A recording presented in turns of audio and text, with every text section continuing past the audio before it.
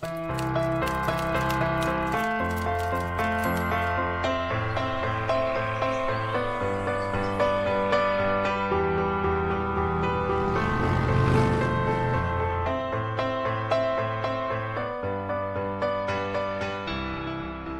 this is Jeff Zeig, and I'm in the boardroom of the Milton Erickson Foundation in Phoenix, Arizona with another 5-minute tip.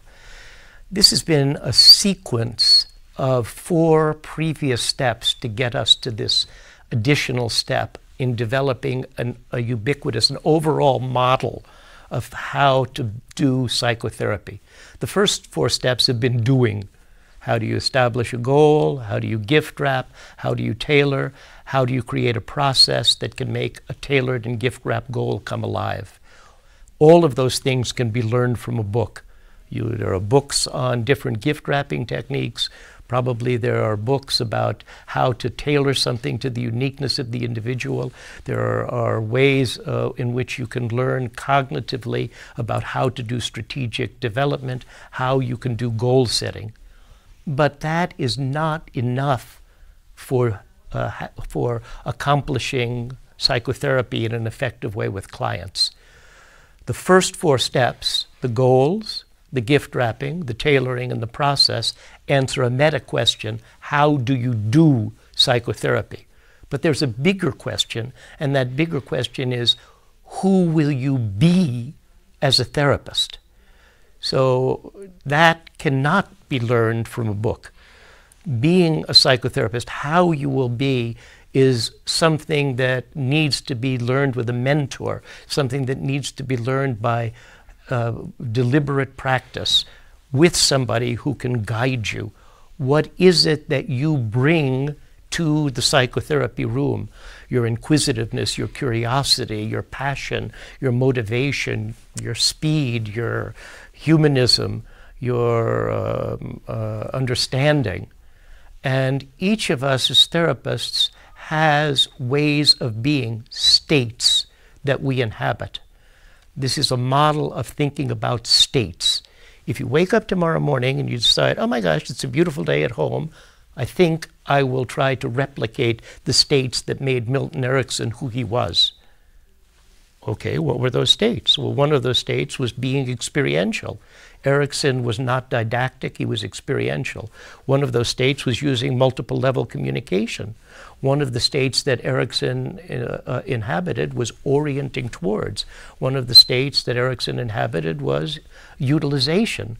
And when we can begin to take Erickson and divide him into states, then we can begin to think, how can I try on some of those states and see if those states are fitting for me? The best way of doing that is a way that's similar to the way in which actors are trained. They're trained by virtue of having exercises. There's a book that I wrote called Psychoaerobics. And psychoaerobics is a series of techniques that are based on the model in which actors learn to be actors.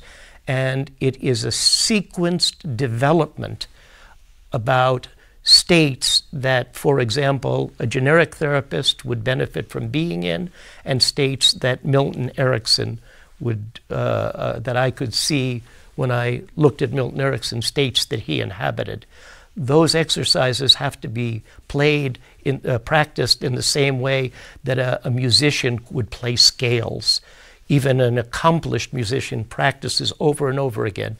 When I saw Erickson, for example, with the state of utilization, this was something that he practiced. He stayed toned. He was consistently utilizing whatever was available in the immediate situation to advance his own pleasure and or to advance the therapy. So from the Erickson Foundation, you can get the book Psychoaerobics and begin to think about what are the ideal states. Now, when a client comes in, the client is in an unadaptive state. They're withdrawn, they're unmotivated, they're not responsive, they're not responsible. And part of the joy, part of the job of psychotherapy is helping people to get into adaptive states. In order to do that, therapists need to have the flexibility to enter adaptive states. When Freud started psychotherapy, and analytic tradition predominated the first 60 years of psychotherapy, the therapist had to be invariant.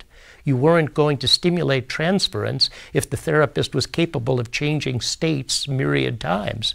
But as psychotherapy developed, we don't need to focus solely on transference and have an invariant therapist.